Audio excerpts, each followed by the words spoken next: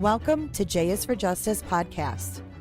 If live breaking news and following true crime is your thing, then please consider subscribing to my channel. And if you like what you see in my videos, please consider giving them a thumbs up.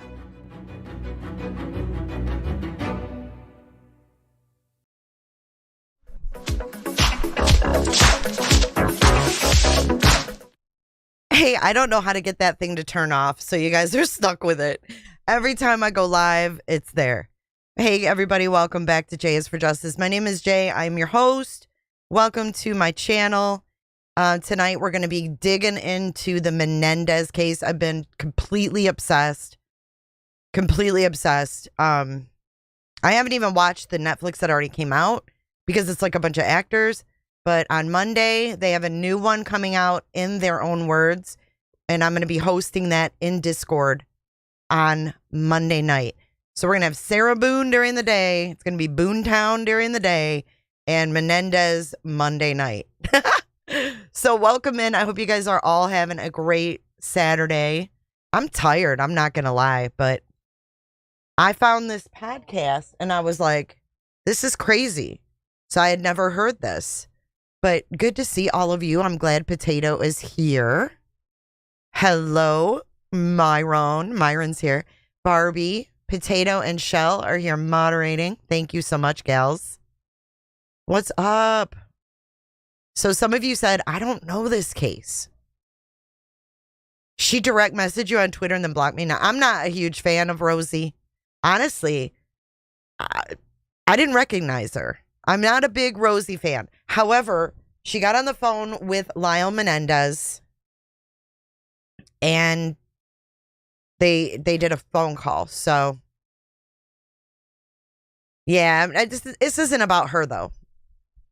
This isn't about her. We have to give credit where credit is due. But this is about her phone call with Lyle. So let me give you, I know, I'm glad you could too, Potato. All right, so let me give you a little rundown. On August 20th, 1989, Jose and Mary Louise Kitty Menendez were shot to death in their Beverly Hills home. Nearly 7 years, 3 trials, and many thousands of hours of TV coverage later, their sons Lyle and Eric Menendez were found guilty of their murders and sentenced to life in prison without the possibility of parole.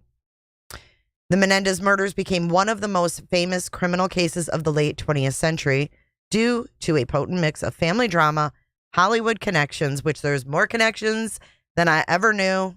We're going to be getting into connections with O.J. Simpson, Robert Shapiro, which could even connect the Kardashians. Who the hell knows? But anyways, mix of family drama, Hollywood connections, dramatic testimony, and cable TV's ability to blanket the airwaves with coverage.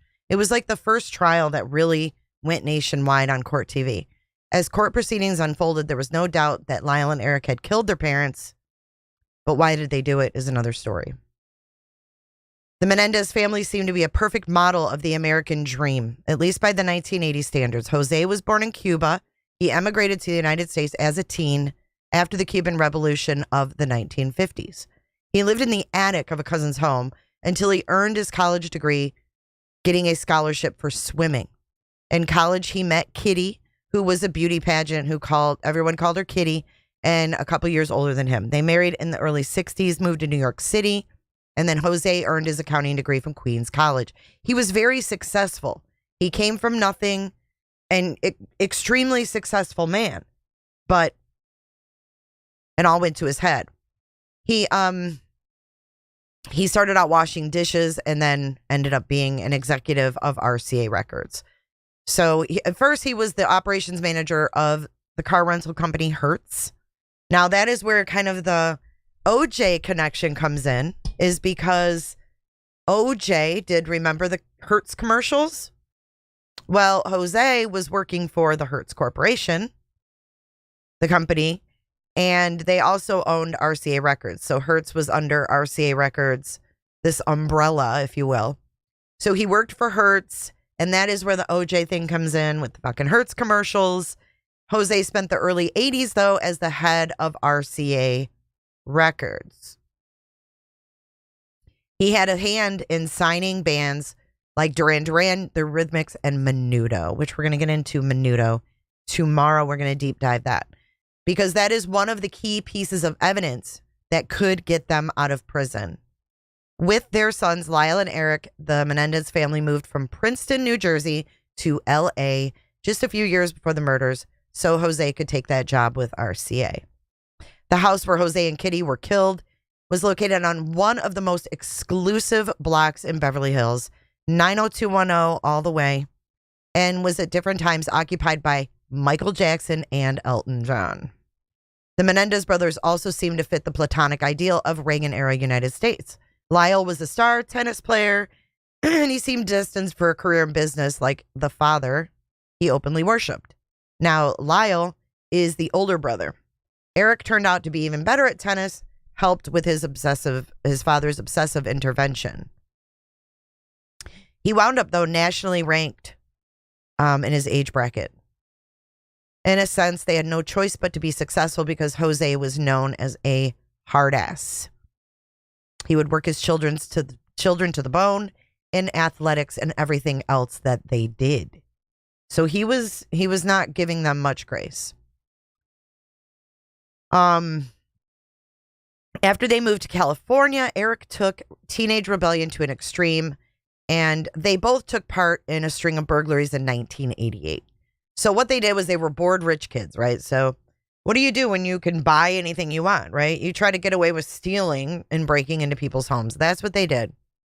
Eric avoided jail time, but he did attend the court-ordered therapy with Dr. Jerome Oziel. Now, Dr. Oziel is the one that actually Eric confessed to, and his receptionist or secretary that he was sleeping with. It's a whole drama. So Dr. Oziel, the psychiatrist, was sleeping with his secretary, even though he was married. The secretary heard Eric confess to the murders, and then when he wouldn't F her anymore, she turned on him and went to the cops. So that's ultimately how they got busted, was because Jerome Oziel was screwing his secretary, and she opened her mouth. So anyways, Lyle was going to Princeton University, but he was suspended for a year for plagiarism. So Jose and Kitty were 45 and 47 respectfully, and they were nearly unidentifiable by 15 rounds from two 12-gauge shotguns. It was so barbaric that police thought the killings might have been a mob hit. And early investigations, listen to this one. This is a little breadcrumb moment. Early investigations focused on business rivals and a porn executive who had a bone to pick with Jose. The night of the murders, the brothers told police they had gone out to see a movie, but had to make a pit stop to retrieve Eric's ID. That's when they discovered their parents' bodies and dialed 911. They said in their interviews the officers who responded found Eric then 18, sobbing on the lawn before entering the crime scene. So Eric was 18 and Lyle was 21. So that is the gist of it. I mean, obviously there's a lot more. I have a playlist. I mean, I could talk forever in a day about this case. So if you want to hear more, if you want to like deep dive more, you want to go over more, part of the trial, anything, let me know in the comment section. Let me know in chat and I'll definitely, this is like, this case is one of my cases. Like I followed it since the beginning and I know a lot about it. So, but tonight we're going to hear more about that family life and what things were like for Lyle and Eric. So let's go ahead and get into that. And I do have, do you guys like the slideshow? It's crazy, huh? So if you think about it, like if you go back and you think about Diddy, right? Think about Diddy's enterprise. Why does Rosie look like Matthew Perry? She kind of does. She's changed. Yes, it is definitely all over Court TV. All over Court TV. It is one of their most replayed trials, I believe. It's awesome, Snazzy. But the trial's very long. What was it, like 3 months, Potato? I think it was. Feisty, that's hilarious. All right, so let's start listening to this. We're going to stop periodically and chime in. But this is a prison call. So this is the deal with Rosie. Let me tell you. I've never been a huge fan of Rosie. But when I heard her, now there's another episode. I'll put the link in the description. Vinnie Politan had her on the show to talk about this podcast a year ago. So this was done actually September 26, 2023. Now, Vinnie Politan had her on. And the funny thing is that she tells a story that Lyle reached out to her like years ago. And she did not really believe them then. Like she wasn't like all in. And she didn't, she just didn't feel comfortable. She just didn't respond.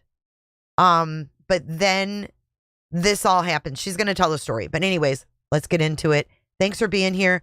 Please hit the like button. And the wheel and a feeling of all. Story 6.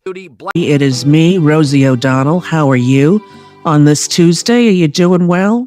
I don't know what to do. I'm thinking I should go out. Okay, let me skip her and yell at one of my neighbors. Discussion of it. I'm going to be speaking with Lyle Menendez. As you know, he and his brother were convicted of the 1996 murder of their parent. Is it super loud? It looks like it might be blowing your eardrums out.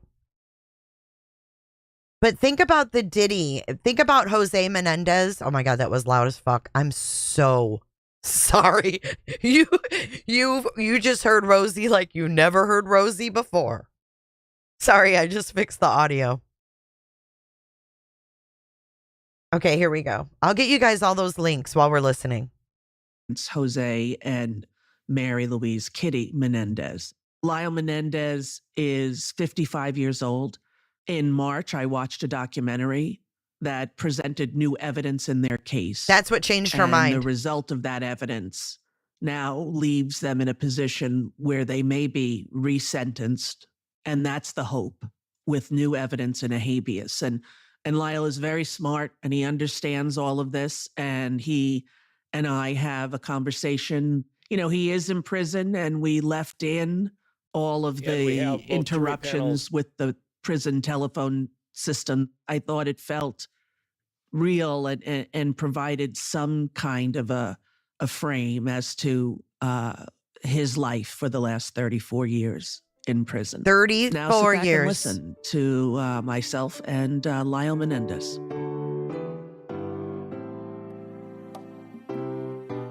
I can't with the music. I'm probably going to get struck for that damn... Here? Jesus. La la la la la. Hello? Let me merge you. This is like raw audio too. It's pretty cool. Hello? Yeah, I'm here. Well, today we're going to have a long discussion with somebody that you've heard of and you've had an opinion about, probably. I've come to know him in the last few months. And so here he is, Lyle Menendez. Hello, Lyle. How are you? Hi, Rosie. Eric and I are doing pretty well. Pretty well, thank you This call and your telephone number will be monitored and recorded. for having me. Big news in your case that came out sometime in March about a former member of Menudo. And tell everybody your father's connection to Menudo. My father was a record executive in charge of RCA Records, so had a huge number of artists and took an interest in a Latin band, the boy band Menudo, and befriended the producer and kind of owner of the group in the early 80s, 1980s.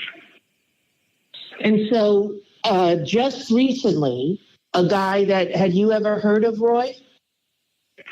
I have not really heard of any of the band members other than Ricky Martin, probably like everybody else. Right. In the United States, it was kind of a big band, but the kind of names kind of came and go because I kept replacing the teenagers in the group. Yeah, as they got older. As they got older, they kicked them out and got a new kid, right? Yeah, so it was a creepy concept from the beginning, I guess. Yes, So, without a doubt. Right, and it turned out to be somewhat purposeful as things have come out in documentaries and investigations in Puerto Rico and overseas. But so I did not know Roy and didn't know the fact that he had been raped by my father and was another victim came out through a documentary investigation they were doing on the band separately from anything related to Eric and I. And that So this part about Menudo and all of this, we are going to be going over tomorrow in tomorrow's live stream. We're going to be talking all about Menudo, Jose Menendez, all this shit. We're just going to keep going, though. We're going to skip over that. I mean, we're going to listen to it, but obviously we're going to deep dive that tomorrow. documentary has now kind of paved the way for possible freedom for you and your brother. Well, the trial always, a large part of the trial revolved around what you believe was the reason for the family violence in the case. And so, there was a great deal of evidence was presented. In the second trial, a lot of it was excluded. I think, Lyle, that was something that really surprised me. The first trial, the one that we watched on Listen TV to this. with Leslie Abrams and you and your brother, that trial was, you were not found guilty in that trial. Right, it was like 9-3 for manslaughter. And there was two juries. Eric was 6-6, and I think I was 9-3. So it was not very, very close. Right. Right. So in the interim after that, they decided to try you again. Right. But it took how many years? 6 years? I think it was like 2.5 years in between. It seemed like forever because there was enough time for the LA riots, the Rodney King beating case to be acquitted. O.J. Simpson got acquitted. His whole trial occurred in between our two trials. And, a number of TV movies were released. So we really came into the second trial in a very different position in terms of the public. And the DA and the same judge that presided over your first trial was the presiding over this trial. And they decided together that they would not allow any evidence of the sexual abuse to be used in the second trial. It was extremely limited, so it put Eric in a position to just sort of have to take the stand and talk about it all without any real supporting. Okay, so what they're talking about, guys, is in the first trial, the one that we all watched, they didn't allow the essay to be talked about. The first trial, or actually, I'm backwards. The first trial was televised. But then they took away their defense for the second trial. When the jury was hung, they couldn't make a decision. They then said, oh, sorry, guys, you can't use the sexual abuse as a defense. So how do you do that to somebody? How do you take away their defense? How is that even fair, right? Let me know what you guys think about that. Witnesses and family members that knew about it. So, of course, that made it much harder for the jury to know what to believe. And then you had the prosecutor that they changed the prosecutor to somebody who was more aggressively willing to say that things were just not true, even though I think he knew that probably wasn't the case because he had excluded a lot of the evidence that showed that certain things were true. And so the judge changed some of the jury instructions. They asked that the cameras be turned off so the public couldn't watch. And it just had that feeling of it being sort of, maneuvered to get a certain result, and that did happen.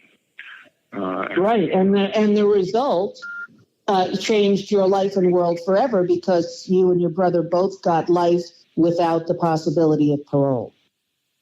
Right. Yeah, it was pretty stunning. We went from really thinking that it was an argument about manslaughter to suddenly having the kind of sentence that like a serial killer has. Right. How old were you on that night in 1989? I was 21. My brother was 18. Right. And the abuse started in your house when you were quite young. But for you, you had arrested when you turned 8, correct? Okay. You're awesome. Now, just so you guys know, this is the older brother. So this is Lyle. Now, Lyle's abuse is different than Eric's. And that's what we have to remember here is they don't have just this blanket story of, oh, we were abused. There are many, many descriptive stories. And now we have the member of Menudo, Roy Rossello, coming out and stating that he was given wine, the most expensive wine, as Jose called it. So he had to finish it all. He was given wine by Jose Menendez, and then he got really sleepy. Sound familiar? He drugged him and then graped him. So that kind of corroborates their story, if you will. And then we have the testimony and the letter that was sent 8 months prior to the murders by Eric to his cousin about the abuse. Those are the two new things that are being, talked about, reinvestigated. Welcome in, Pine. Welcome in, everybody. Yeah, he's a bad guy. He was a bad guy. He was the executive CEO of RCA Records. He was the Latin Diddy. And there are 2 other victims. So it's coming out in all shapes and forms. And no one is saying they didn't murder their parents. We all know they murdered their parents. What we're talking about here is the abuse that was not allowed to be used as a defense. It's a different time now, right? Let's keep listening. I was sexually abused by my father between like 6 and 8, and I complained to a family member. She complained to my mother about it, and so it stopped. Hear that? So the older boy was being molested. He complained to a family member. That family member spoke to his mother, and it stopped. What's up, Shane? Shane, 2 days in a row. Oh my God. What did I do to deserve this? What have I done to deserve this? I didn't want to see you again for the rest of my whole life. And I didn't want to see anybody else either. Yes, the mother did not do anything. The mother was a drunk. But what happened was when he was cut off at 8 years old from Lyle, that's when he started in on Eric. It's hard for me to know if it stopped immediately afterwards, but it seemed like it did. And then it clearly, my father moved on to my brother. Which was not known by you. I had some sense that something might have been going on in my mid-teens, but I confronted my father and brother, and neither one said that it was true. And I just sort of went into denial about it. and did not really hear about it again until maybe a little bit less than a week before August 20th when shootings occurred. So he didn't know that his dad moved on to his brother. He never told him. So let me tell you why Eric finally told Lyle. Eric was accepted to UCLA. He was supposed to live in the dorms. It was his out of that house. And it came down to August, and Jose said, nope, you're not moving in the dorms. He felt stuck. And that was when he confided, because Lyle was getting ready to go back to Princeton. He was getting ready to leave, to go across. He was across the country. He hadn't been touched since he was 8 years old, but he had no idea that it shifted over to his brother. And then his brother figured out, I don't have a way out of here. And then that was when that happened. Did they ever contact? No. I mean, that would be like Diddy's victims contacting the authorities. I mean, I don't understand. I guess people maybe aren't contemplating the fact that these people were loaded. Loaded. He was a music exec, just like Diddy. What if Diddy's victims went to DHS? What would have happened? They were given everything that they wanted, in my opinion, to keep them quiet their whole lives. They didn't know how to survive outside of their parents' bubble. And if you listen, the most underrated witness in this case is their next door neighbor. Her name's Alicia Hertz. And she tells how that family, when she describes them being so private, it's like the Soto Stearns situation. Like, she describes their family as being airtight. No one's getting in. No one's cracking anything. No one's getting personal with them. They were very, very quiet and to themselves. Let's keep going. But we're going to do a deep dive on the neighbor's testimony too, because that is so interesting. Yeah, the week before that occurred, you were in Princeton with your mother setting up your off-campus apartment for your starting school back at Princeton, correct? Yes, I was supposed to start my sophomore year in college at Princeton. I played for their tennis team, and it was kind of my hometown too, Princeton, so that's where I went to high school. And so my mother wanted, we decided to have me move off campus closer to my aunt. So they bought a condominium out there, and then she came out to help me furnish it. And we had just finished all that. And, so I was just in a very good place myself. Obviously, I came from, a very traumatic childhood, but, you kind of, sometimes you can survive your childhood and you go on and you can function, as a good adult. I felt like I was on my way. I was doing fine. And then I just kind of hit this wall with Eric. More after this. All right, let's skip the commercials here. Quarterly everything making club. She's got to pay them bills. You will test a fan. Y'all think Call of Duty. Shit, y'all thought that I had a lot of ads? Fuck, Rosie. The whole week was crying. Available October 25th.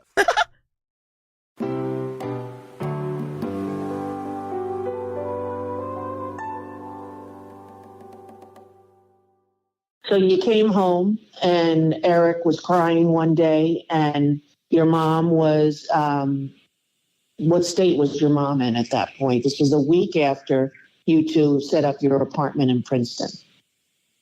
Yeah. I mean, I don't really want to go through the whole week if we can avoid it. No, I was just saying, I was trying to just tell the people the things that I maybe didn't know. And since being in contact with you and your wife, that I have found out that I thought was interesting. I don't want to make you go through that. And that's not, I'm just saying that night something erupted and the truth of your family's secret was revealed.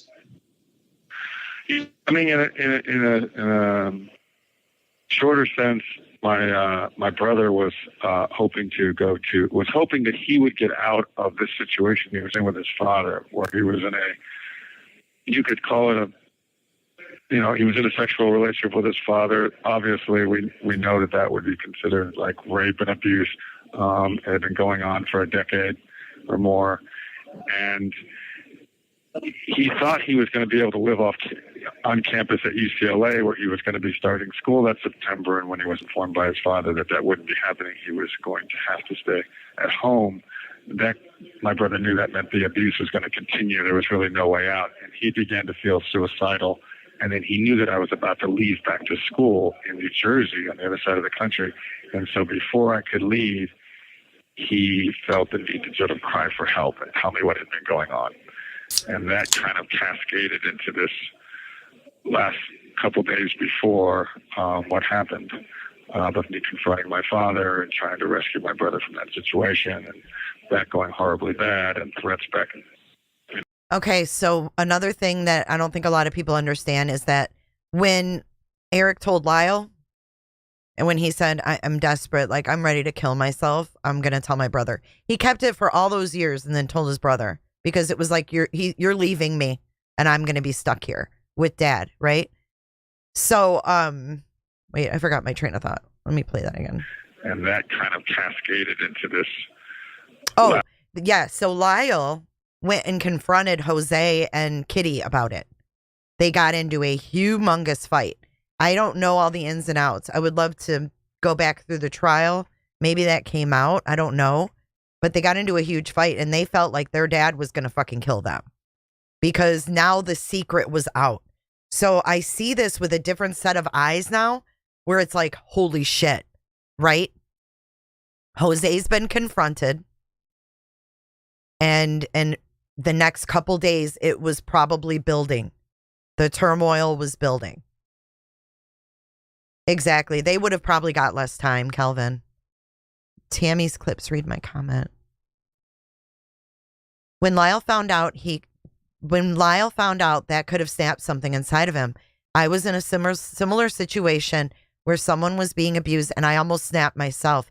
This stuff can F you up. The trial is long. It's like 3 months.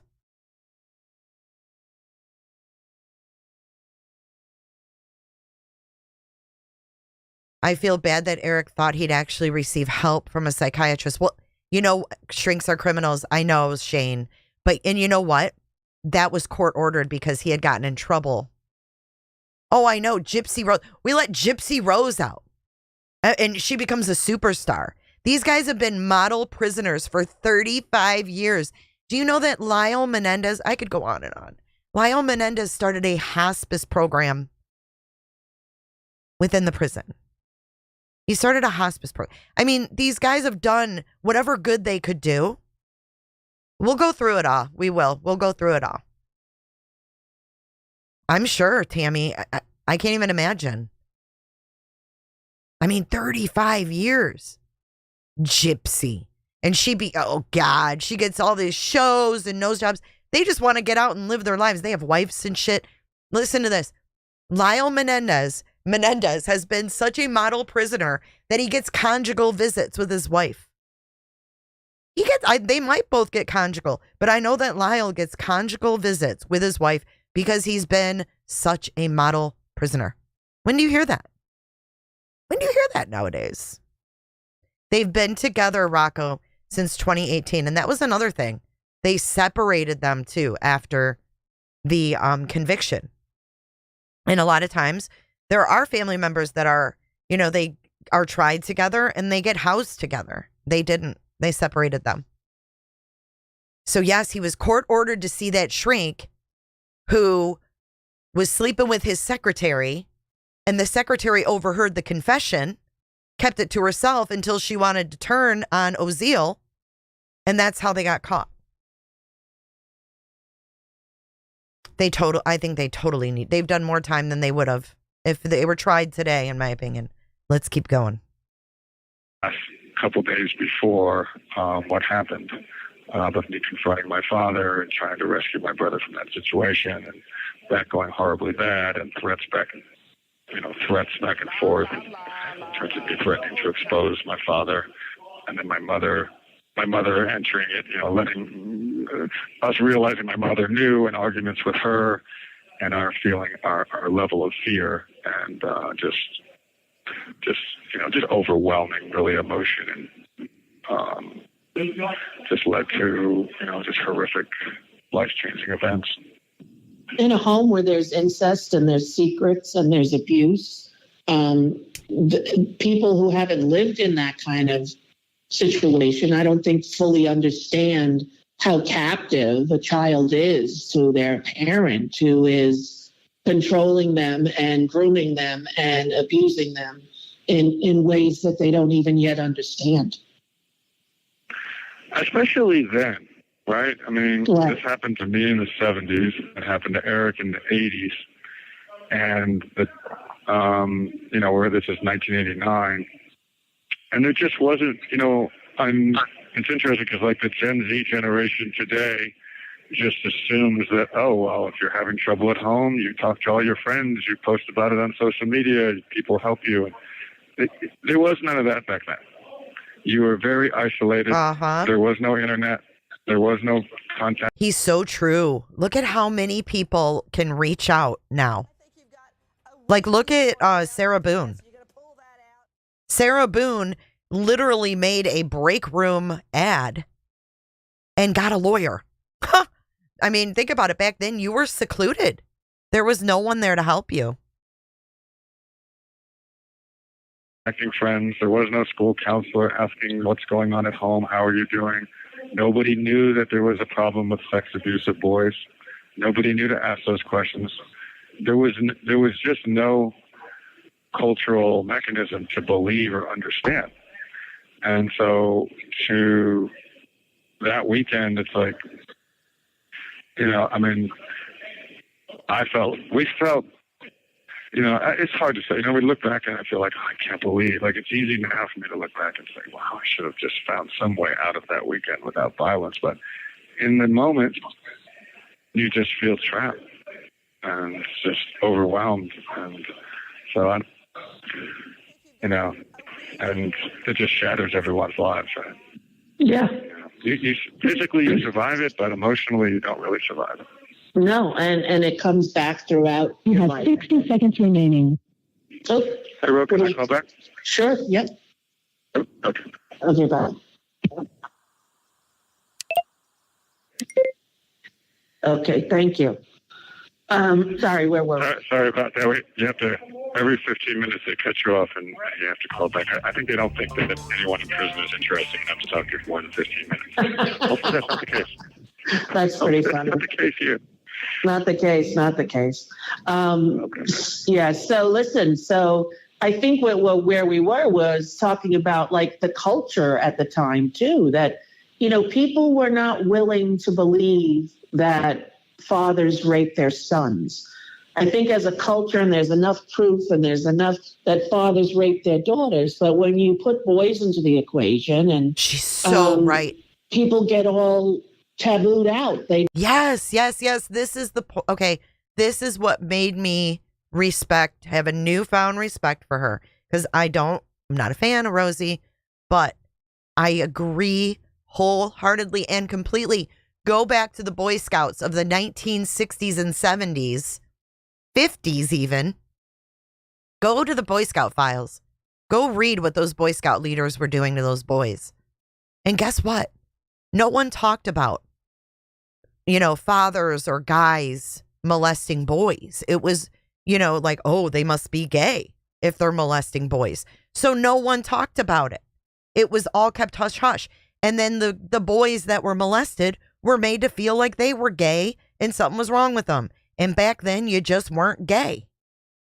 So this whole thing, she's right. We need to raise awareness and shed light on that. It happens to boys and it's not the boy's fault. And it doesn't make you any lesser of a person. And I think that message is so damn important. It's so important. I don't care who the message comes from. It just happened to come from her. But the shame time is done.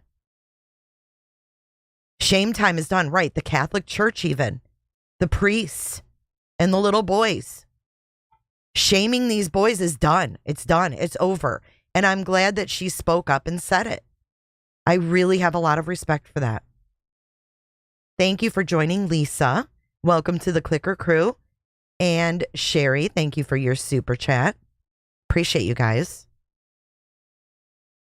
They can't imagine. It's too much for them to even consider. And I think that if Eric was Erica and you had found out that your father had been raping her for all those years and you protected her, and this is the bad choice that you wish you didn't, but did make at the time, you know, people would have you as the role of a hero in society, right? Yeah, I think it would have at least been something that people understood better and could evaluate what justice is in that situation, right? And Eric and I could not get to that point was in the early 90s, that trial.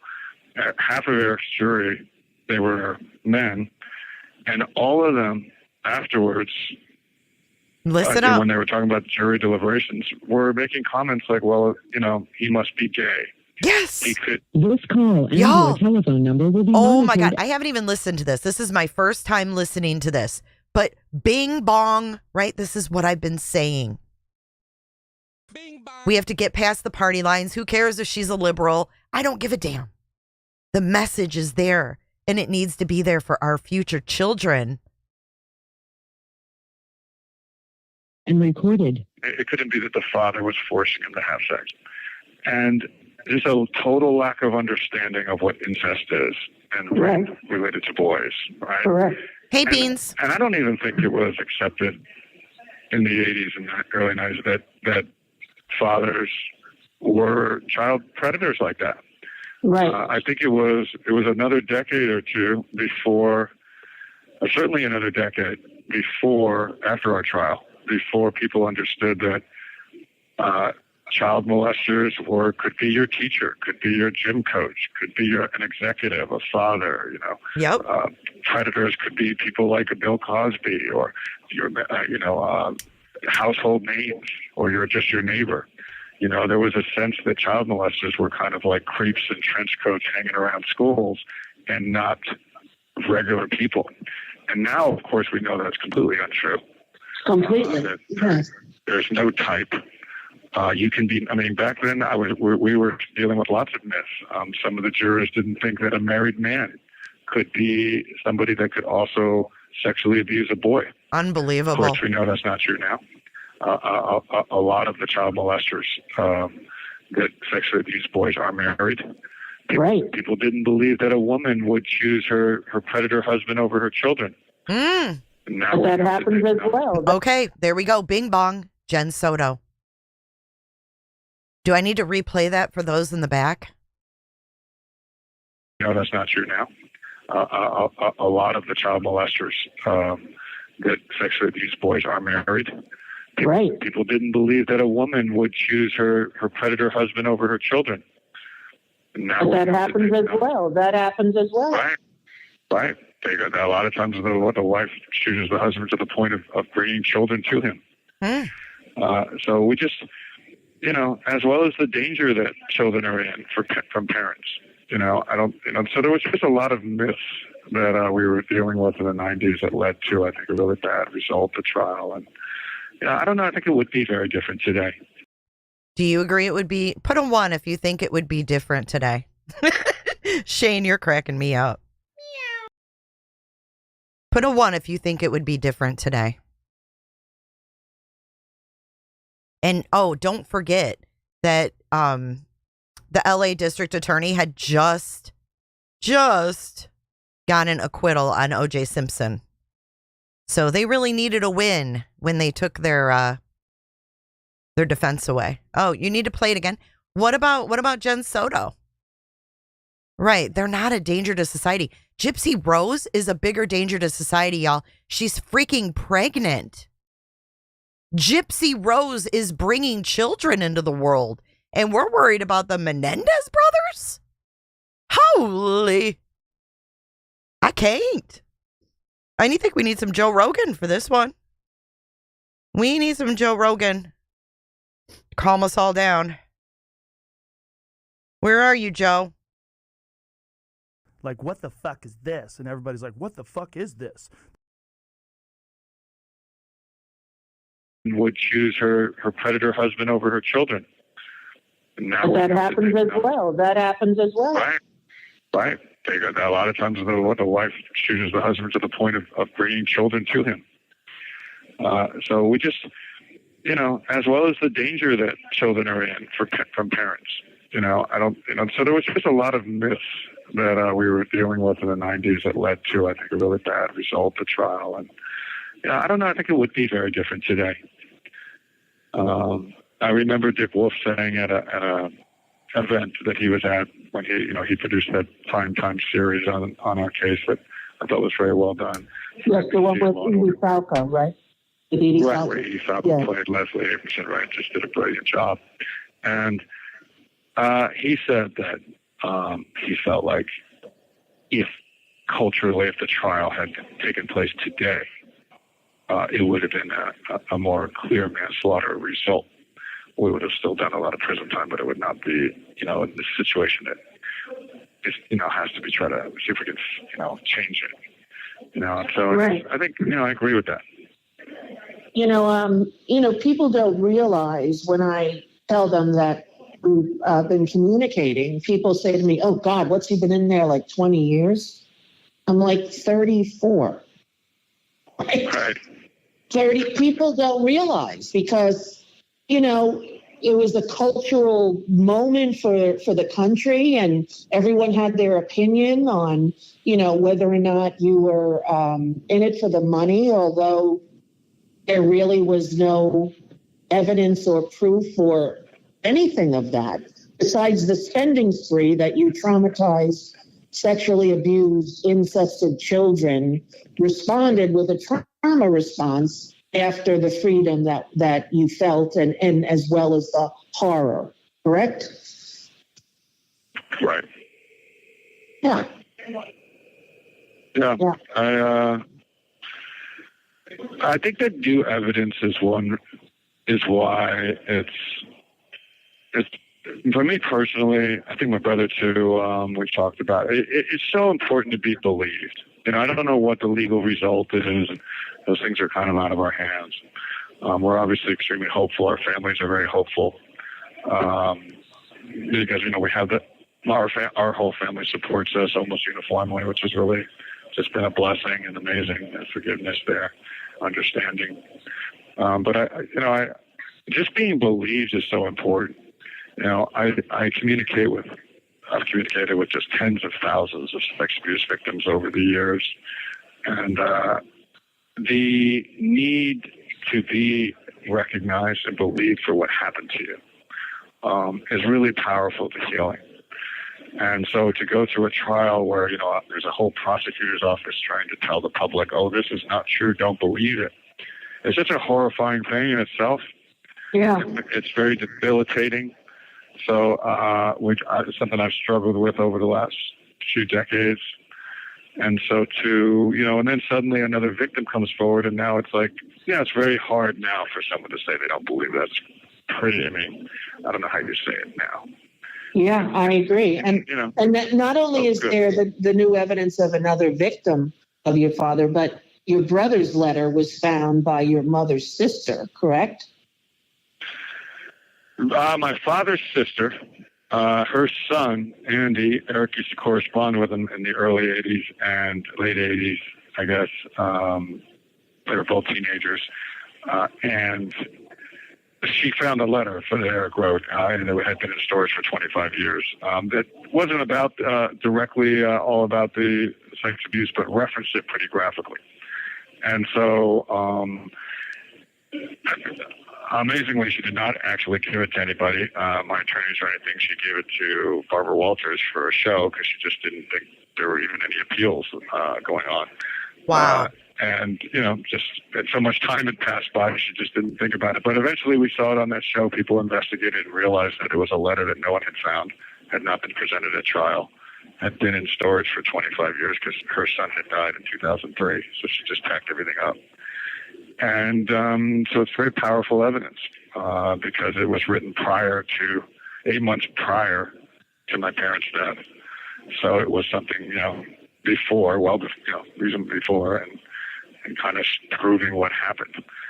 Danielle, are you local there? They had a press conference the other day. We went over it Friday night. Your DA actually said, I'm not like other DAs, and I'm looking at this with new eyes, that this, would have been treated differently if it was now versus then. I don't remember that, Tammy from the Watts. Please fill me in. Please. So those two new pieces of evidence, they pretty much dispel the notion of what happened in terms of at least sex abuse. Right. And there's a whole generation of people now on the internet who are college kids who were taught your case in school. And they're all like, how the hell did these kids get life without the possibility of parole? Well, these two new pieces of evidence have given you the first real shot at possibly not spending the rest of your life in jail with this habeas. Tell everyone what a habeas is. I'm not a legal expert, but I know enough. But I know you know more than me. What exactly? They tell you that do not operate on yourself. So I don't try like some of the guys in here in prison that are legal beagles. But essentially, if new evidence, in the case of new evidence, you would file a habeas. Like for you've seen a lot of because of the advances in DNA evidence, a lot of people that were here for rape, they've now been able to test the sperm and realize, oh, that wasn't the rapist. So what do you do in that situation where 25 years later you realize, oh, that guy wasn't the rapist? You file a habeas, you introduce the new evidence, and an experienced habeas judge evaluates the evidence and makes a determination that this would have changed the verdict. So it's the same in this case. The fact that there's, powerful evidence that there's at least the underlying kind of foundational issues of sex abuse are true, then would that have altered the jury's verdict? I think it's pretty obvious, probably would. The jurors, in fact, after it had been interviewed, said that it would. And then you have a whole first trial where a lot of that evidence was presented and it was a different result. So you kind of already know that it would be a different result if it had been presented. And so, that creates a habeas situation. So what happens is a very experienced judge downtown evaluates it and has hearings. Oh, I think I know what you're talking about. I guess my understanding is he can make any kind of decision he wants in terms of. So I think I know what you're talking about. You're hearing the jail. So Lyle's calling from prison. So what you're hearing in the background, my dog was barking, but those are other prisoners. Like just reversal to a lesser sentence. And if, let's say, they resentenced you and said you and your brother that it was manslaughter, then you would have already served your time for that charge. Right, correct? They'd be out. Well, we've served so much time. I mean, people who have been here for first-degree premeditated murder with no mitigative circumstances have gone and paroled in the entire time Eric and I have been here. They've served their entire time for murder and gone home. That's nuts. That's how much time Eric and I have done. We watch people go home every day. So we've done like 3 times the amount that you would do on manslaughter. So I don't know. I mean, I'm just looking at this slideshow. Don't you guys find it a little disturbing that we put boy bands posed on a bed that looks like it's in a fucking hotel or a beach or something? That we have all these boys posed on a bed and no one said shit? Like no one said, hey, I could think of a million places you could do a photo shoot with these teenage boys, but you picked a bed. Like, what the fuck? Sorry, I just had to sidebar that. Weird. How much more time we would do. it's kind of all new for us. Like you said, this was just found in March, and Roy came forward this year. So I don't know. We're hopeful. We're very hopeful. And I have a 91-year-old aunt who's my mother's sister, and she desperately wants to see something happen before something happens to her. Okay, so Kitty's sister, their mother's sister, testified she knew about the abuse. She was on their side. She's 91. These witnesses are dying. Their aunt is 91. Holy shit. And so we're just all very hopeful and anxious. Nearly all of your family, your extended family, your father's and your mother's siblings and whatnot, nearly all, not all, there's one right holdout or something, but nearly all are totally forgiven you and your brother and are on your side and were witness to the life you had led when they were alive. Right. We have I've been fortunate that because there's been so much coverage of the trial and the evidence in the trial, my huge extended family can see for themselves what happened. Right. Right. And so they don't have to come to prison and hear it directly from me. They can evaluate it themselves. They can watch Court TV. A lot of them have. The entire trial is on Court TV's websites. That was recorded, the first trial. You can just watch my whole testimony itself. And so they have just sort of come to the conclusion that it should have been a manslaughter case. And what happened wasn't very fair. So they support us tremendously. They support some sort of resentencing in this case. It's amazing and very rare. Very rare, yes. Also, what's very rare is that you had no incidents of violence before that evening in 89, and you have had none since. Is that correct? Yes. My brother and I are just... That's another reason my family just couldn't believe that we were even possibly involved in this at first, because it's just... You have 60 seconds remaining. There's no violence in our history. There's no violence in the 30 years in prison since. And this is really just a horrific circumstance that I realize now, like, anybody's capable of things that shock you if the circumstances is horrifying enough. Right. And you're young, especially if you're young and you don't have the life experience to deal with it. Yes. Well, when we come back, we're going to take a little break here, come right back. And I want to talk, Lyle, about all that you have done since you have been in prison. Yay, that's what I wanted to hear about. I was very blown away by your accomplishments. Gotta tell you. Okay, that's what I wanted. I was going to look up and read it to you guys, but they're going to talk about that. Everything he's done since he's been in prison. Dude, this guy has accomplished more in prison than a lot of men that I know on the outside. Just saying. From beautifully illustrated It's commercial time. In the middle of a project that... Good. All right, we're back. Okay, Rob. All right, we're back. All right. So since we've gotten to know each other, I've been very curious into the way you have chosen to spend your life in prison. And Lyle, it's rather impressive. Well, we've had a lot of time to work on it. You certainly have. Yeah. Right now, you're in the middle of a project that you came up with, the Beautification and Restoration Project. Is that the name? Right. So I just, what I felt is that as corrections moved to figure out how to deal with this terrible recidivism problem they're having with guys coming right back to prison after they parole, which was also obviously causing more victims in the public, they have to think about how to do rehabilitation differently.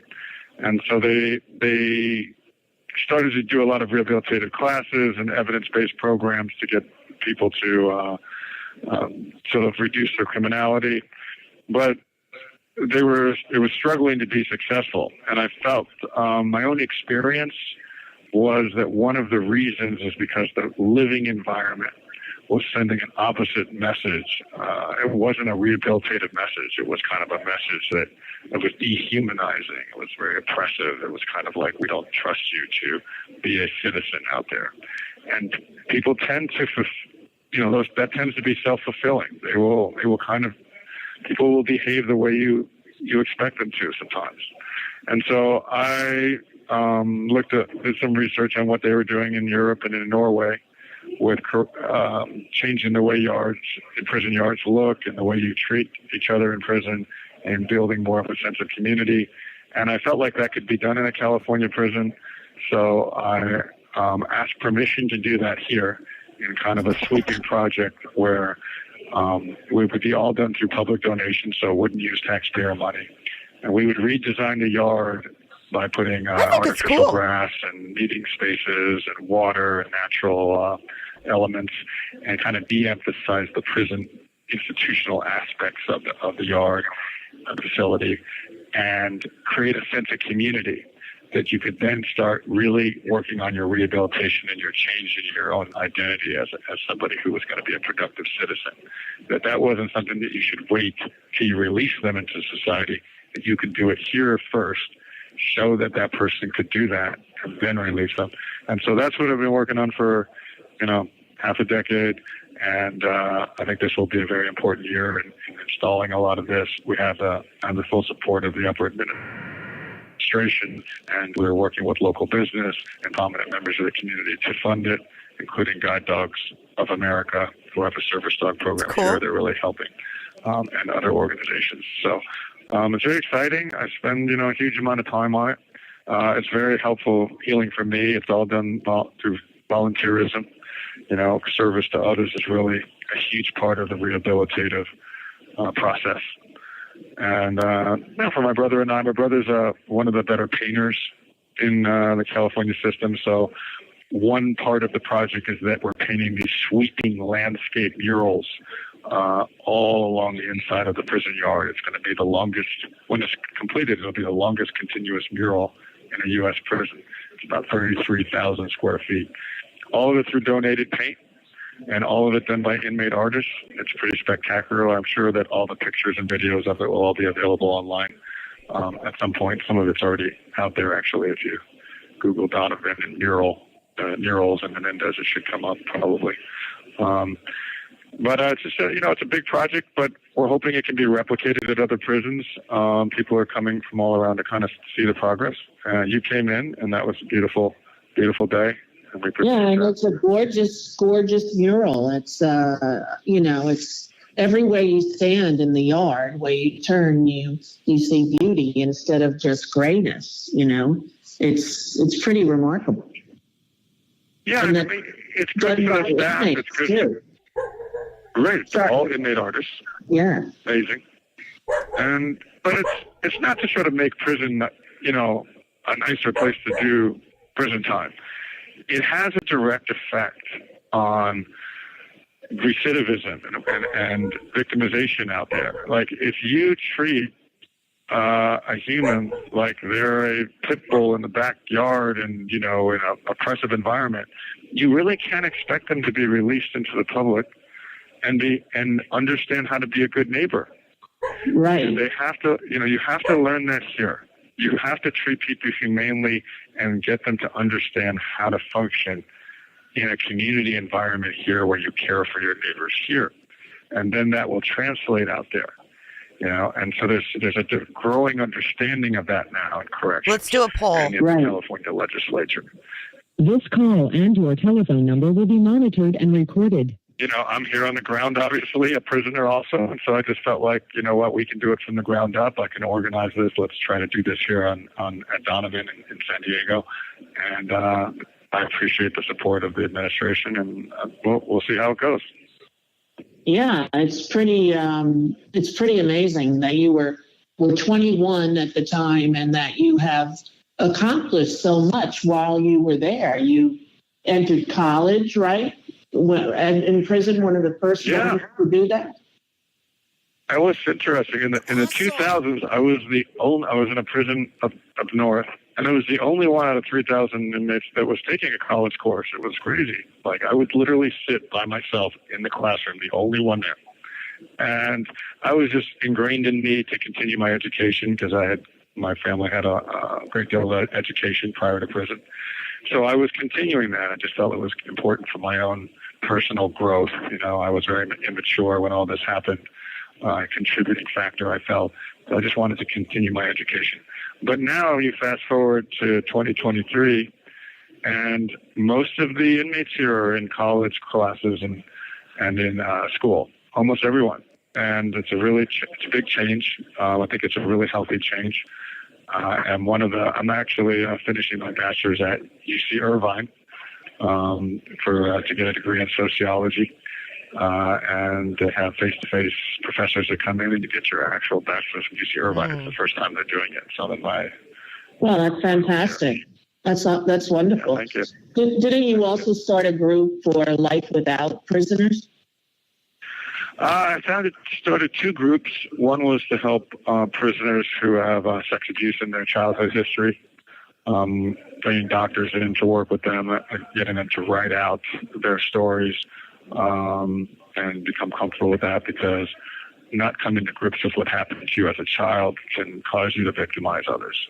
And that, it's a cycle of abuse. So trying to help break that. So I formed a group that Does that answer your that question? works with that subject. And then I formed a group of guys that are in similar situations, my brother and I, where we have life without the possibility of parole, but we're all what's considered youth offenders, meaning the crime occurred before age 25. My brother and I were on the low end of that with 21 and 18. And so we kind of get together as a group and try to keep each other out of trouble and help mentor other inmates and use our time, our experience in prison to help others who are going to be getting out. And so, that's been very rewarding. Yeah. How do you keep your spirits high?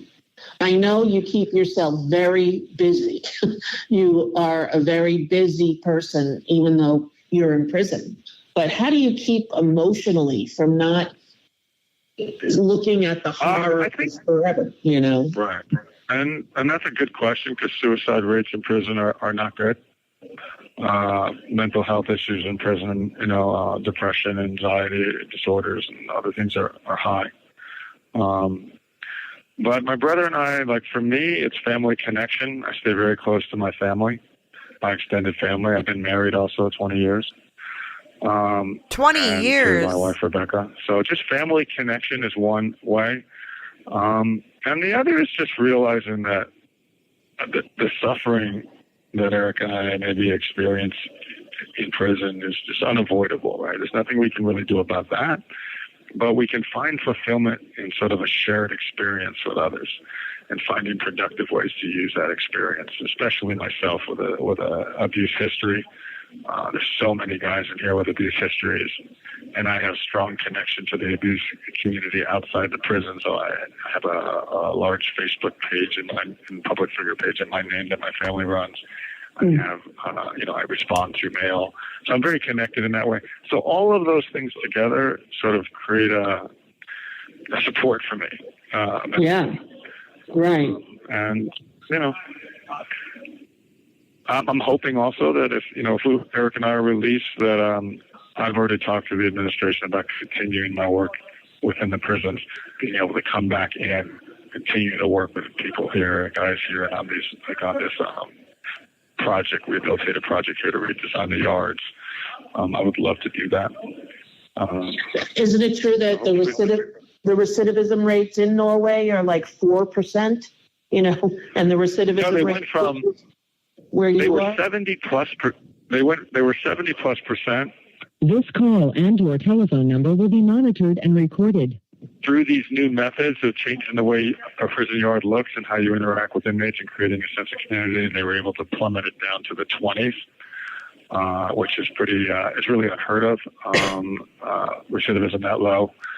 And in California, it's up in the 50s. It's very high. Majority of people come back. So that has to be changed. It's too expensive. It's a public welfare threat. Right. So I think we'll change it. I think we'll change it. How have you found having the support of your wife through this journey? I mean, that must have been, a lifesaver in many ways. It is. I mean, one of the things you learn though is that when you're here, your family suffers with you. Yes. they suffer from that absence and from worrying about you. And it's no different with my wife, as well as my extended family. So they've been really brave and strong and supportive. She's been tremendous. She's from my hometown in New Jersey. And she's a litigator now. She's a lawyer. She is. Yeah, not in criminal cases and business cases, right, or something. Do not let your wife handle your appeal. No. No, that's not a good idea, right? It sounds cheap, but probably won't work out too well. Right. So yeah, no, but she's tremendous and put herself through law school. Impressive woman. Now with this, you have to just sort of keep love in your life. You have to stay because it's you're surrounded by hard conditions here. And this oppressive environment. So you just try to stay connected to something softer. What happened? Keep listening. There's more to come. Hold on. What happened? My screen just went wacky. Can you guys still hear me? Put a 1 in chat if you can still hear my ass. Oh, yes. Okay, we're back. Can y'all still hear me? All right. There's a little more left, and then we're going to talk about that baseball card. It's crazy. Black Ops 6 and experiences who. When we first came to prison, I think all of the 90s, the conviction, the corrections kind of just mirrors the public sentiment. And at the time in the conviction in the 90s, their assumption was be very punitive with Lyle and Eric and separate them. And so they did. It was very unfortunate. My family was kind of horrified by it. And we stayed separated for 2 decades. I worked very hard to try to get back to my brother. Couldn't do it. And then I think as the culture changed, and there was a number of... You have 60 seconds remaining. Should I call back? Sure. Dang. Okay, bye.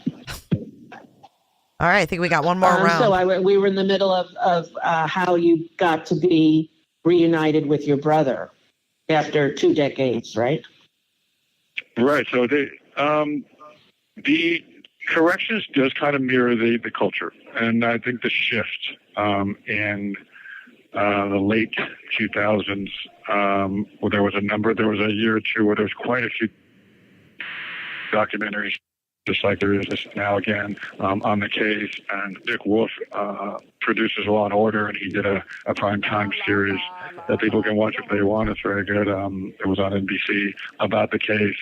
And I think that the public learned a lot about the case again at that time and felt very strongly that maybe there wasn't a just result. And then the last scenes in that show showed Eric and I being separated after the conviction. And I think that, there was a huge outpouring of concern about and kind of outrage about us being separated that went into corrections. Apparently just overwhelming amount of email and other stuff. And the corrections chiefs just decided that, that was probably the wrong thing to separate them. And at least now it's no longer a good idea and not right. They asked me about it. We discussed it. And, this whole, I'm here in large part because I love my brother and want to rescue him and we just have that bond. I don't know if it's traumatic bonding from going through a childhood together like that, but we still feel it incredibly strongly. And so it was unfortunate circumstances because my wife, Rebecca, lived right across the street from me up in Northern California. When I was in charge of inmate government in Northern California, representing the inmates with the administration. So I just kind of was very established. So to leave and ask to leave and travel all the way across the state to San Diego and start over with my brother was really a big deal. Quite a big, a lot to sacrifice there. And I just, but it's just like, I don't know, I never felt complete separated from Eric. I just felt like I couldn't find any peace in it. And I told my wife, Rebecca, look, I need to be with my brother. I just can't do the rest of my life because we didn't know that we would have this opportunity to get out that we have now. Right. And so she's gracious. She shows grace. She understood. And And with the climate changing, they allowed me to go, and I was reunited with Eric, and it was pretty amazing. Yeah. What did that moment? I mean, you hadn't laid eyes on him, had you? I hadn't. No, we had correspondence approval, so I could write, but that was it. So he looked in good condition, but older, as you would expect. And I was, but I recognized him, Rosie. I recognized him. Of course you did. It's a good thing, because it would be really bad if I started hugging with the wrong brother. Yeah, like I'm over here, Lyle. Oh. Exactly. So well, I got to see both Lyle and Eric when I went to visit the prison to see about this beautification and rehabilitation project. It's pretty amazing. I also went there to see about the guide dogs, which Dakota is currently applied to get one, and I saw all the men who train the dogs. One of them that Dakota will be getting. It was pretty overwhelming and fascinating. But I saw you. I had seen a couple of images of you online. And then when I saw your brother, I was like, he looks just the same. To me, he looked just the same. Yeah, we're kind of well preserved, right? Because it's like a big sardine can. Yeah. And so that's, we're relatively well preserved, but still it's a lot of passage of time. Oh, my God, yeah.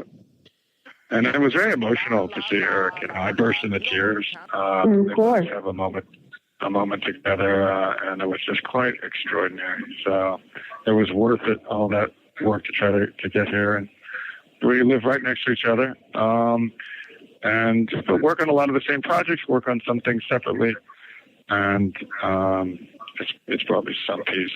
Now, you mentioned just before that you never thought there would be a chance of you getting out. And now with this habeas and this new evidence, there truly is. And have you and your brother discussed what that might be like for you to get out? Right. I haven't done it. I know you say, you should will it into existence, you know what I mean? And you talk about that, and I get that. But it's a lot harder to do your time in prison when you're focused on being out of prison. Right. And so I really have too much responsibility here with all this, and I really want to do a good job with it. And so I try not to get distracted. I try not to do that too much. And then, of course, you never know if you live in a world that isn't as fair as you hope. And so I try to stay focused here, but it is hard not to be hopeful. But my brother and I have not, purposely, I think, not really discussed it. Yeah, it must be hard to hope in there. Just even hard to, as you say, you got to focus on this minute, stay present. This call and your telephone number will be monitored and recorded. Yes. But it would be amazing to have another chapter of life. And like I said, I have talked to corrections to try to see if I could continue to do the work I'm doing here, because that's what I've been doing for 20 years or 30 years. So I'd like to use that experience and keep helping here. And the answer I've gotten is yes, absolutely. There are some people I've met who've spent time in prison, and when they're out or imagine getting out, they don't want anything to do with it ever again. They don't want to, go fix the library in the prison. They just want nothing to do with it. I think it's very commendable that you care about this population that you are a part of for 34 years of your adult life. You had abuse as a childhood. Yes, you were rich. Yes, there was a privilege that came with it, but the horrors of incest can never be measured. And, you went from that kind of prison to this kind of prison, and freedom as an adult has never been in your grasp, really. Yeah, and exactly. I mean, that was all beautifully said. And prison is about the men that are here. There are a lot of them, they've done some terrible things, and they are doing, California has pretty long, harsh sentences. And so a lot of them are just not the same people they were in their early 20s. And so many guys here were like 17, 18, 19, 20, and now they're in their 50s. And they should be, most of them will have a chance to get out. And so what kind of person do you want living next to you out there, you know? So I feel like I don't think it's a good idea for me to turn my back on the men here and corrections here just because I've been released. That doesn't sound right. It doesn't feel right. And so I would like to continue to use that experience to work on, recidivism rates and rehabilitation in prison. I think I can do it. And I'm just happy that there's support for that. I really think there's tremendous support for you out here, Lyle. And, I have shared our friendship with a lot of my friends, and all but one was, very interested in hearing who is the man that I have come to know is. And I am happy to say that, you have become a true, real friend. And I always believed what you said. I saw your brother and you testify, and I knew that there was no actor in the world who could act that unless they had lived it. And you're not even an actor. So, but I could see you as a speaker. I could see you writing a book about your experience. I could see you continuing to help in the corrections world. And, you have not wasted a moment of your life in there, Lyle, and it's quite impressive. Well, you have time on earth that you have, and I just feel like I just didn't want to hide in the shadows of with all the publicity and so on. I know that there are guys that do that, and I just felt like, I'll do something with your life that's, productive, be a part of this community, help. And it's been great fulfillment, so I want to continue that. I think you do that. I think it's very obvious, and so that's one of the reasons that I wanted to do the podcast with you and befriend you. And I don't know if you mentioned it on the podcast, but I wrote you way back in the early '90s. Or That's right. 96, I think it was. Yeah. 96, yes. Yeah. Right when my show was on. See, he wrote her and she never wrote him back because she was like, and that was in the 90s. That was after right after their conviction. Right. And I had a feeling that you had a similar history that I had in some ways. I just could feel it for some reason. And survivors are connected like that. I completely agree with you. I completely agree. Danielle. And you're hypervigilant. This call and your telephone number will be monitored and recorded. The hypervigilance that you develop in a house with that going on, continues after you're out of the house, but it's still a mind game, hypervigilant. How's everyone's mood? Who's where? What's happening? It's a very corrosive, corrupting, and devastating situation in so many homes in this country. And it's a problem that we ignore largely, and we ignore it more when it happens to boys, and it does happen to boys. Tragically, it's a very American story now. Yeah. Wow, that's so true. I mean, the vast majority of children who are incested do not kill their parents, but about 300 kids a year in this country kill their parents.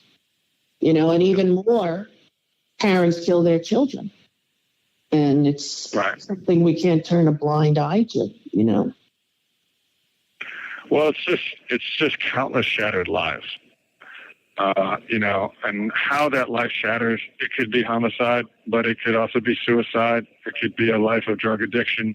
It could be a life of being in battering relationships. It could be a life of battering others because you're acting out from it.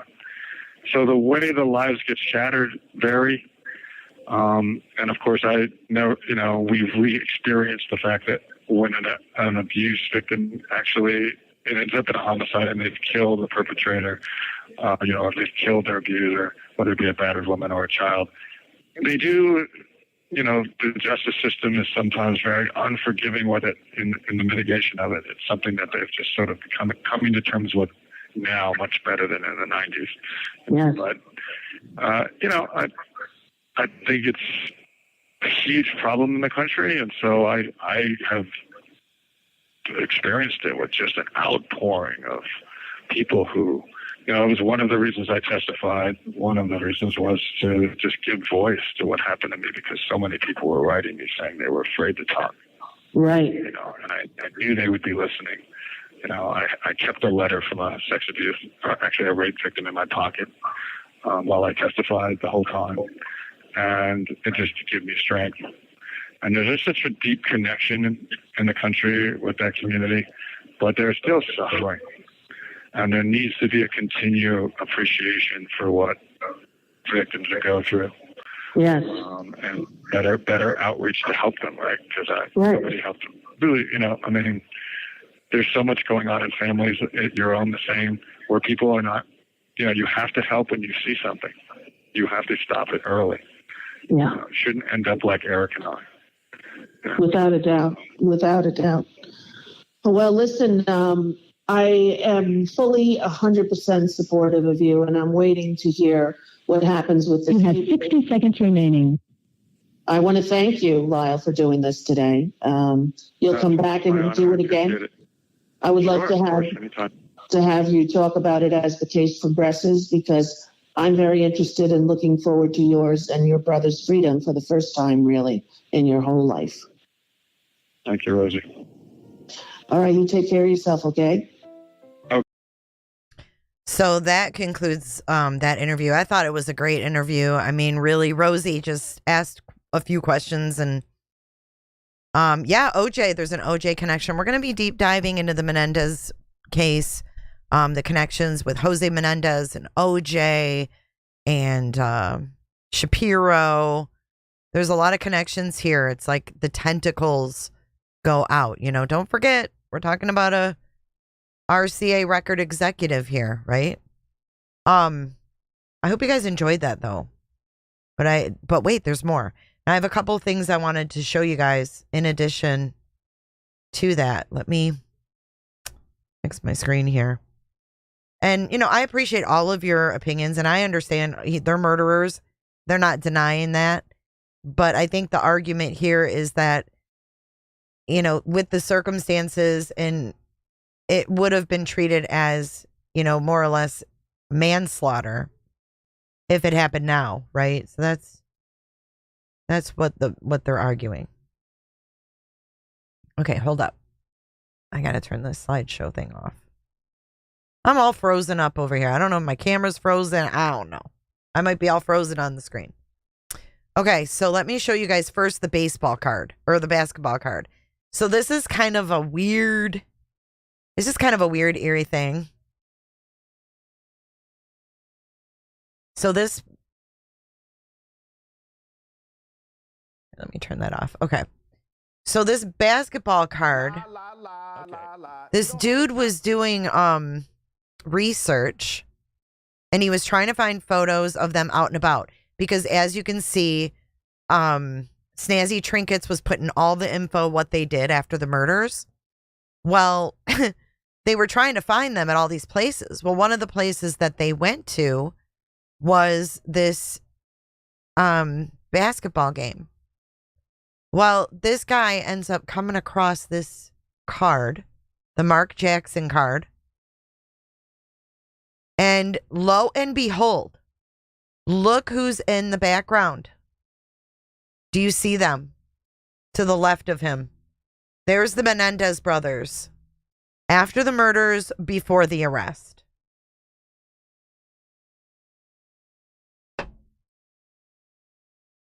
After the murders, before the arrest. Isn't that crazy? What are the odds? They bought the best seats money could buy. The best seats that money can buy. I care about them, Myron. I care about all victims. Oh, no wonder I'm lagging. I got this damn Canva pulled up. That's why. Oh, much better. That takes up all my resources, that stupid Canva. So yeah, there they are. Isn't that crazy? So now the latest thing is, now they have all these TikTok followers, all these girls. Yeah, courtside.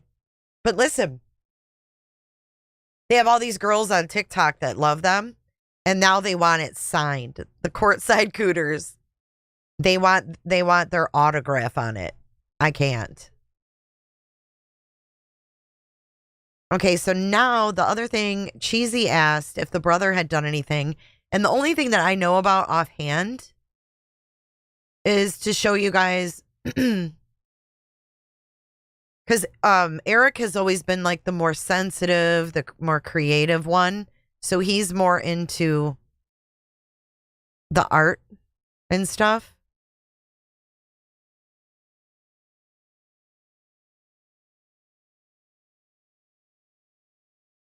Let me show you the mural. Oh, here. Oh, they have a band and shit. Check this out. Okay. You guys.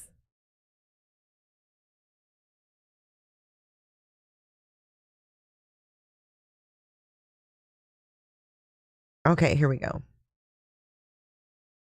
Sorry, it's moving still a little bit slow. This stupid computer.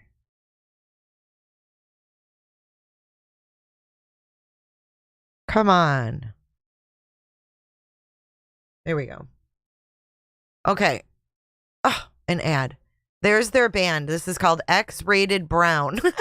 X-Rated, R-A-I-D-E-D, Brown. And they rap inside the Richard J. Donovan Correctional Facility as Lyle, second from right, reads interludes between songs in 2018. Stop it! They're rapping and playing instruments, and Lyle's reading interludes. Hold on, I'm trying to make this bigger. I'm completely jacked up over here. I'm frozen.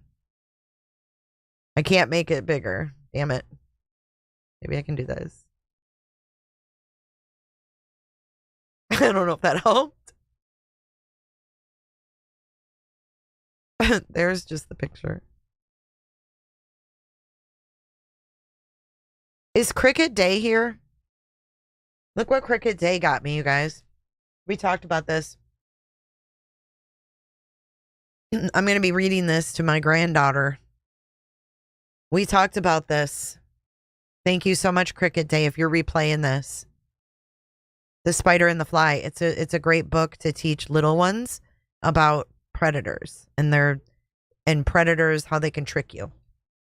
And I appreciate that because I wanted something to read to her, you know, to kind of age appropriate, if you will.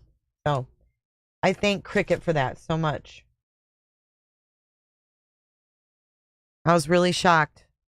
She got me the monitor too, you guys. It was Cricket Day that got me the new monitor. Can we get some turkeys for Cricket Day? Even though she's not here, she might replay this. Very nice. I know I can't make it bigger, Shell. I don't know. It's frozen. But anyways, they have a band. Oh, here we go. Here's X-Rated. He considers Lyle a mentor. This is X-Rated and Lyle again. And X-Rated was paroled. He's a convicted murderer who was paroled. Hearing something. Oh, look it. He got out and put out an album. His latest album is available Friday. Listen to this. He says, dude, this is awesome. This is an awesome story. Brown continued to release music from prison, attracting interest from reporters and even MTV.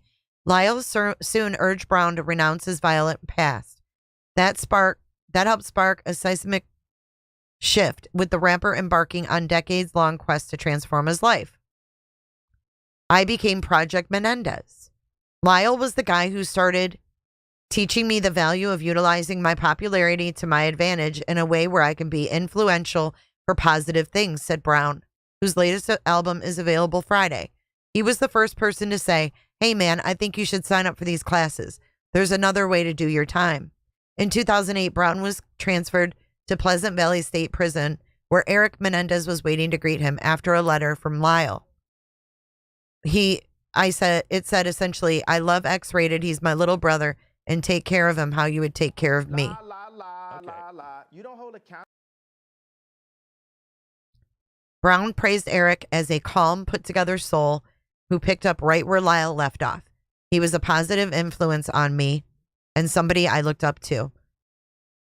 Said Brown, who left the Crips. I became Project Menendez, and they really did everything they could to make sure I didn't spend the rest of my life in that environment. Can you imagine these rich boys with their mentality going into this prison and actually like making some kind of a difference? Pretty cool. In 2018, he was paroled after years of tutelage and guidance from both brothers. Eric even wrote a letter of support for the rapper. Brown isn't the only Brown isn't the only inmate positively impacted by both brothers. In early 2020, they were credited with inspiring a mural inside Echo Yard with Lyle showcasing its first stage on local TV, KGTV. So this is the mural they painted with his brother and another inmate, 3 inmates. Scenes of San Diego will eventually cover the inside perimeter of the 40-foot concrete walls inside the prison's Echo Yard. Isn't that wild?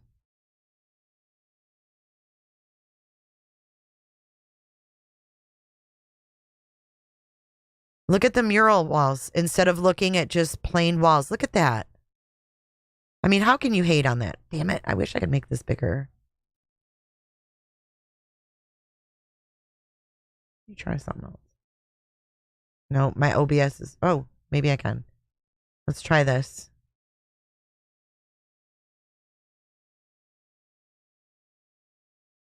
Let's try this once.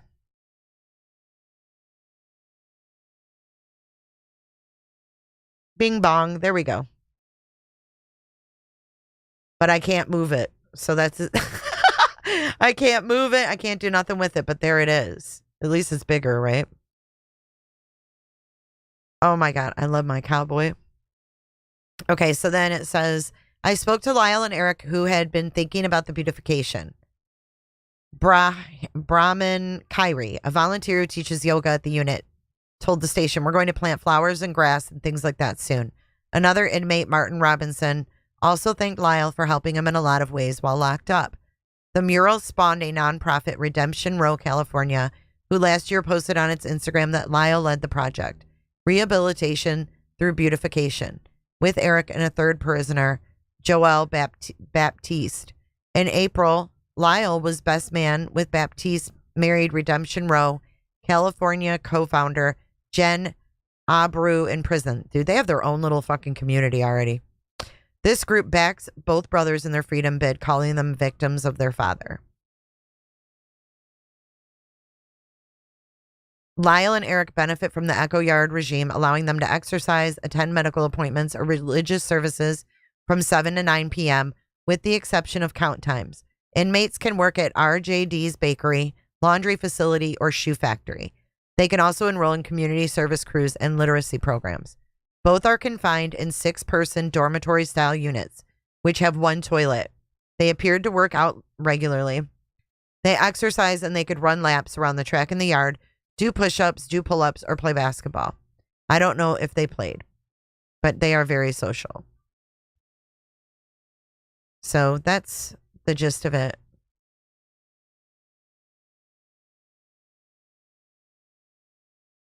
I can't believe they use those big, huge guns. That is really disturbing.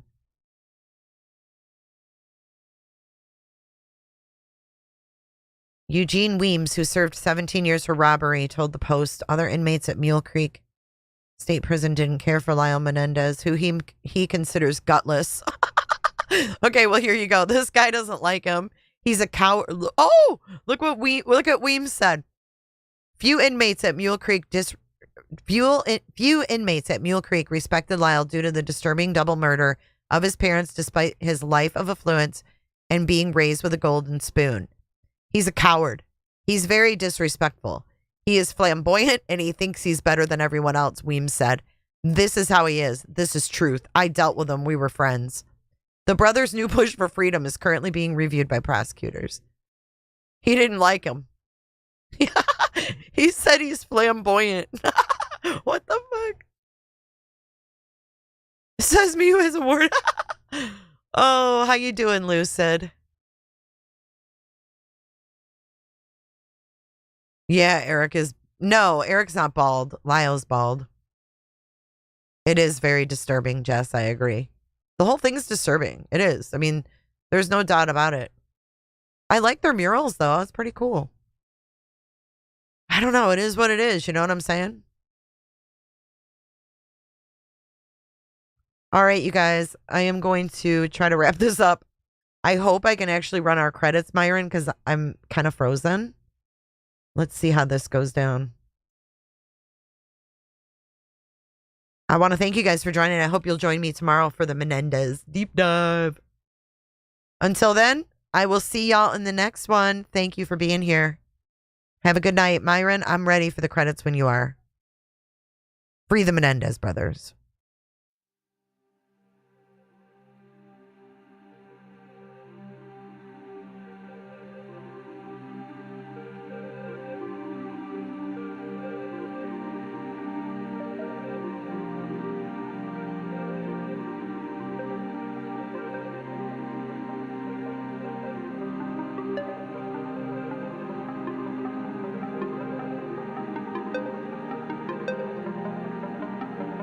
So much for watching. If you enjoyed this live stream or video, make sure to give it a thumbs up and hit that subscribe button so you don't miss out on my latest content. Want to take it a step further? Bring it all in and join our community clickers by becoming a Patreon or a YouTube member. You'll get exclusive access to our Discord server, special channel perks, and much more. Until then, I'll see you in the next one. Click, click, click, click, click, click, click. It's real easy, man.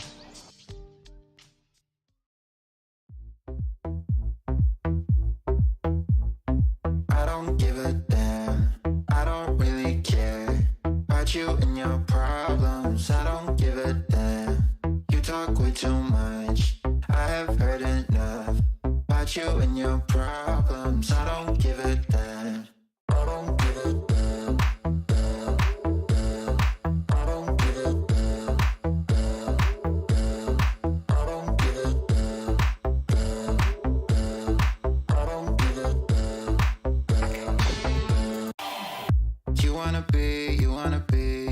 be with me. You wanna feel something real, but I'm feeling differently. You're making plans to get to friends, but don't wanna face the fact that I ain't got time, I ain't got time, I ain't got time for that. Staying up late, sleeping all day, dreaming about Cadillacs. Buying new shoes, hanging by the pool, sipping on Coke and Jack. Calling my phone when you feel alone, but I'll never call you back. 'Cause I ain't got time, I ain't got time, I ain't got time for that. I don't give a damn, I don't really care about you and your problems. I don't give a damn. You talk way too much. I have heard enough about you and your problems. I don't give a damn. I don't give a damn. Damn, damn. I don't give a damn. Damn, damn. I don't give a damn. Damn, damn. I don't give a damn. Damn, damn. You're mad at me for not giving you comfort. You say that I'm away so much, and now you don't feel the way you felt when we were younger. But that's okay for me, 'cause I don't give a damn. I don't really care about you and your problems. I don't give a damn. You talk way too much. I have heard enough about you and your problems. I don't give a damn. I don't give a damn. Damn, damn. I don't give a damn. Damn, damn. I don't give a damn. Damn, damn.